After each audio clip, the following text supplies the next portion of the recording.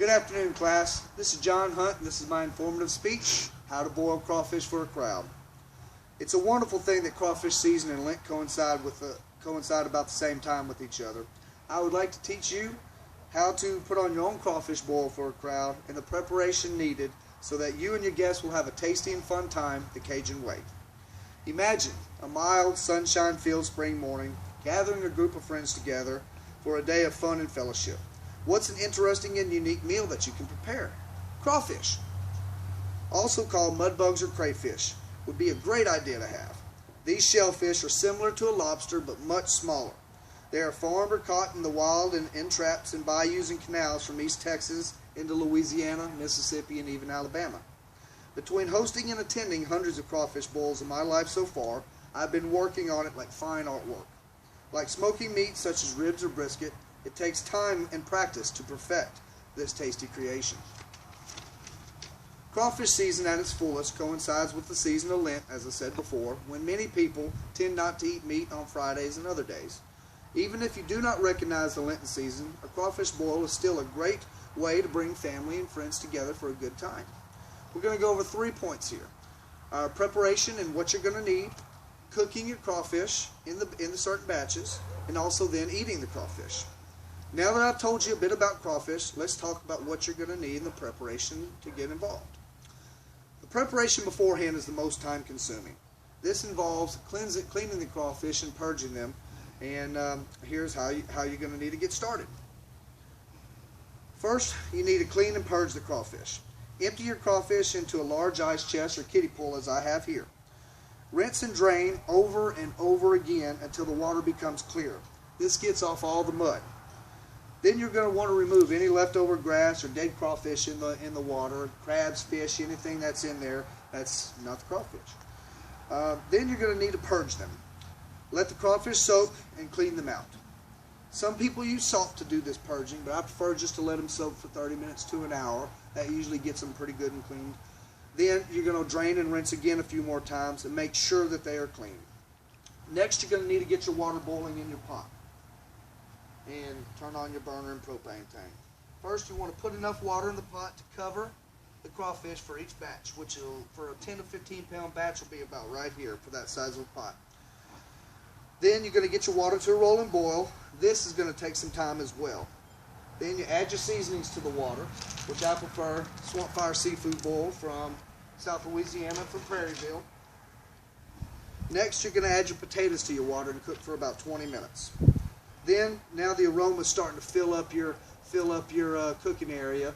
Bring all your neighbors out and wonder what's going on. Finally, add your corn on the cob and onions.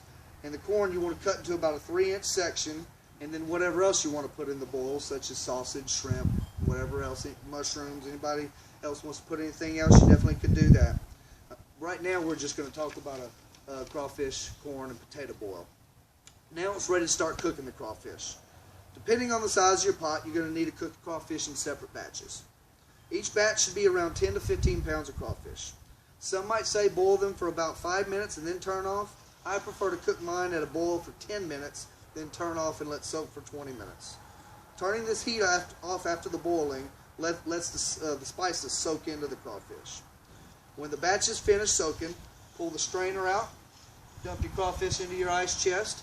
You're going to add a stick of butter and then some cayenne pepper on there and shake that ice chest real good. Then you're done with your first batch.